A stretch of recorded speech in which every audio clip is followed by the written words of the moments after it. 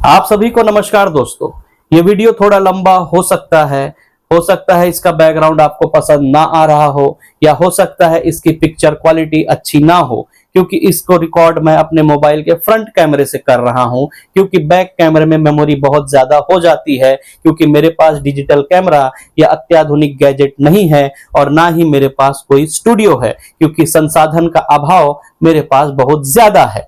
इसीलिए उम्मीद करता हूं इस वीडियो के अंत तक आप जरूर मेरे साथ बने रहेंगे। हाँ, ये सच है कि पहले आतंकवादियों ने सैलानियों का धर्म पूछा, कपड़े उतार कर चेक किया, कलमा पढ़ने को कहा और उसके बाद गोली मार दी। और यही पाकिस्तानी आतंकवादी चाहते थे, क्योंकि जिस देश में शरबत में आसानी से जिहाद ढूंढ लिया जाता है, उस देश में ऐसी प्लानिंग तो सुपरहिट साबित हो सकती है, और सुपरहिट साबित हो भी गई। इस हमले की गंभीरता, लापरवाही या इंटेलिजेंस फेलियर के बारे में किसी ने बात नहीं की या बात करना जरूरी नहीं समझा। पहलगाम हमले के बाद बीजेपी नेताओं के ट्वीट को आप जाकर देखिए। क्या आजादी, क्या बंटवारा, संविधान में अनुच्छेद के साथ साथ सुप्रीम कोर्ट तक को अपनी अमर्यादित भाषाओं का उन्होंने शिकार बनाया, और वहीं उनके पालतू सड़क छाप अंधभक्त इस सब चीजों को सड़क पर करके देश को शर्मिंदा कर रहे हैं। आखिर यही तो आतंकवादी चाहते थे कि भारत हिंदू मुस्लिम के नाम पर लड़ मरे, कट मरे, खून खराबे से लथपथ हो जाए,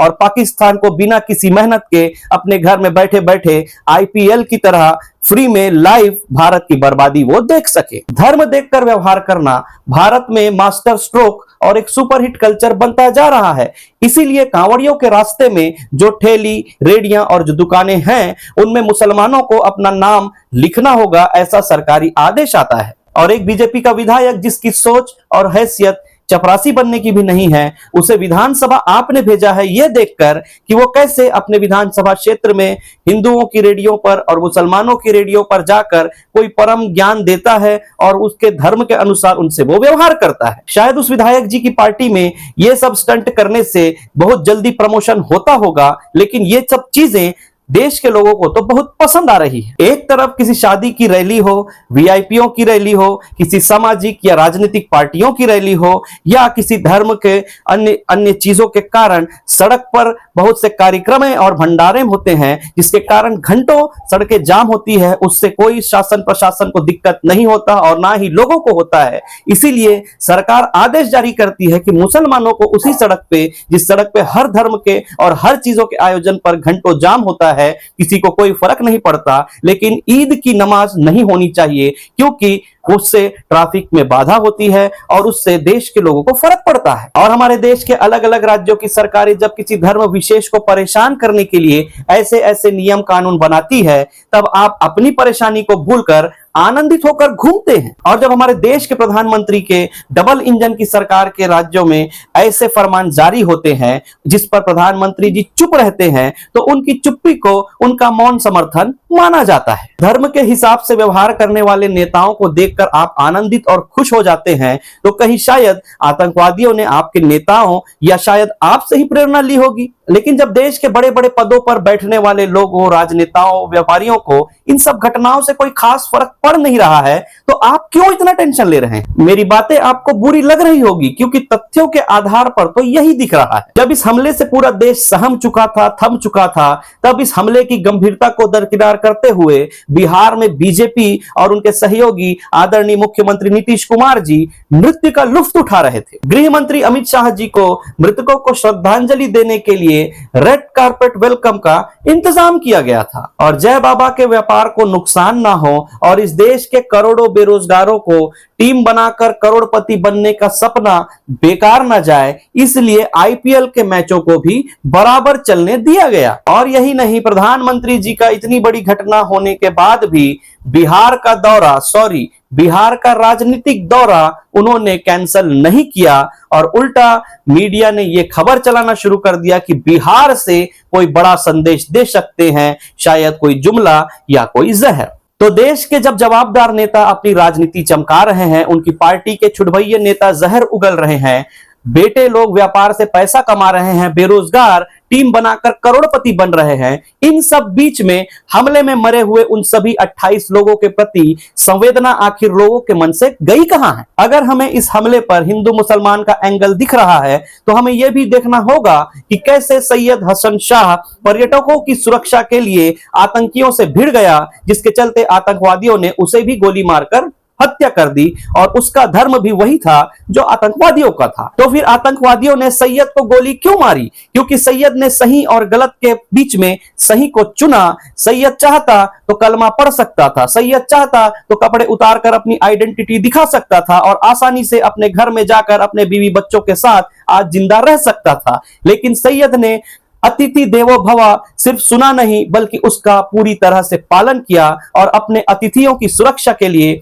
अपने जान को कुर्बान कर दिया। दुनिया का कोई भी आतंकवादी जिहाद का जितना भी बड़ा नारा लगा ले, जन्नत में जाने का जितना भी बड़ा ख्वाब देख ले, कोई भी आतंकवादी जन्नत नहीं जाएगा। लेकिन हमारे देश के सैयद हुसैन शाह जरूर आज जन्नत में होंगे, क्योंकि उनकी बहादुरी, अपने देश और अपने देशवासियों के प्रति जो ईमानदारी और उनकी सुरक्षा के लिए उन्होंने जो इतना बड़ा बलिदान दिया है, अल्लाह उन्हें जरूर जन्नत अदा करेगा। सिर्फ सैयद ही नहीं, हमें यह भी देखना होगा कि कैसे कश्मीरियों ने अपने दिल और अपने घर के दरवाजे वहां के सैलानियों के लिए खोल दिए थे। हमें सुनना चाहिए महाराष्ट्र की पूजा जाधव को, जिन्होंने कहा कि उनका धर्म जाने बगैर कश्मीरियों ने उनके और उनके परिवार की किस तरह से सुरक्षा की और वो उनके बीच में आज कितनी महफूज महसूस कर रही है। हमें देखना चाहिए और सुनना चाहिए गुजरात के उन दंपतियों को, जिन्होंने कहा कि कैसे कश्मीरियों ने अपने घर को हमारे लिए खोल दिए, मस्जिदों को सैलानियों के लिए खोल दिए, और जिनके पास कैश खत्म हो चुका था उन्हें पैसे तक दिए ताकि वो सुरक्षित अपने निवास स्थान तक पहुंच सके। हमें यह भी देखना होगा कि कैसे कश्मीरी घायलों को पीठ पर लाद कर सुरक्षित स्थानों तक पहुंचा रहे थे, एक ट्रीटमेंट उनको देने की कोशिश कर रहे थे। हमें यह भी देखना चाहिए कि कैसे लाल चौक पर खुद को जर्नलिस्ट बोलकर हिंदू मुसलमान का जहर घोलने वाले, परिस्थितियों को इस आपदा में भी अवसर ढूंढने वाले उन जर्नलिस्ट को कैसे कश्मीरियों ने बेइज्जत करके वहां से भगाया। ये देश के हर कोने में इन गोदी मीडिया के साथ होना चाहिए, क्योंकि देश को तोड़ने, बर्बाद करने के पीछे सबसे बड़ी भूमिका अगर किसी की है तो इसी गोदी मीडिया की है। हमें एक तरफ यह भी देखना होगा कि कैसे पश्चिम बंगाल की एक महिला, जिन्होंने हमले में अपने पति को खो दिया, उनके बच्चे को गोद में उठाकर भाजपा नेता शुभेंदु अधिकारी हिंदू मुस्लिम का हाई वोल्टेज ड्रामा एक तरफ खेल रहे थे, तो वहीं दूसरी तरफ हरियाणा के विनय नारवाल की बहन हरियाणा के मुख्यमंत्री नायब सिंह सैनी से चीख चीख कर कह रही थी कि उसका भाई विनय हमले के 1.5 घंटे तक जिंदा था। अगर उसे टाइम पे चिकित्सा मिल जाती, टाइम पे पुलिस या सेना अगर आ जाती, तो शायद आज उसका भाई बच सकता था। हिंदू मुस्लिम का एंगल सबने देखा, लेकिन यह किसी ने नहीं देखा कि आधा दर्जन आतंकवादी आराम से बॉर्डर क्रॉस करके आ गए, पर्यटन स्थल पर रेकी लगाकर बैठे थे, आधा घंटा मौत का खेल तांडव खेलकर सीना तान के वहां से निकल गए, जो आज तक पकड़े नहीं गए।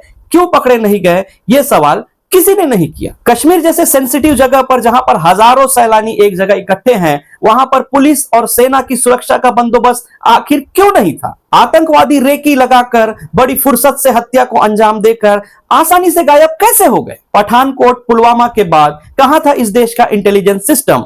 मैं किसी को दोष नहीं दे रहा हूं, क्योंकि आपको दोषी पता है कौन है, लेकिन आप चाहते नहीं उसे दोषी करार देना। आप सिर्फ एक धर्म को नफरत में डुबा डुबा कर उसमें खुद डूबना चाहते हैं। मैं आलोचना नहीं कर रहा हूं, मैं प्रधानमंत्री जी के साथ हूं और उनसे अपील करता हूं कि कड़े से कड़ा काम, कड़े से कड़ा कदम उन आतंकवादियों को मार गिराने में और ऐसे आतंकी सोच रखने वाले पाकिस्तान पर कड़े से कड़ा प्रहार करे। देश आपके साथ है, हम आपके साथ हैं, लेकिन हिंदू मुस्लिम सिख ईसाई के नाम पर इस देश की एकता, अखंडता और भाईचारे को बांटने की कोशिश अगर कोई करेगा तो उसके खिलाफ मैं जरूर रहूंगा। चाहे आजादी हो या आजादी के बाद अब तक का समय हो, हिंदू मुस्लिम सिख ईसाई सब ने अपना सहयोग आजादी से लेकर इस देश की उन्नति और प्रगति में दिया है। भारत विश्व का एकलौता ऐसा देश रहा है जिसकी एकता और अखंडता को देखकर दुनिया मिसालें देती थी, लेकिन शायद अब नजर किसी की लगी हुई है। लेकिन इतनी आसानी से देश में एकता, अखंडता और भाईचारे को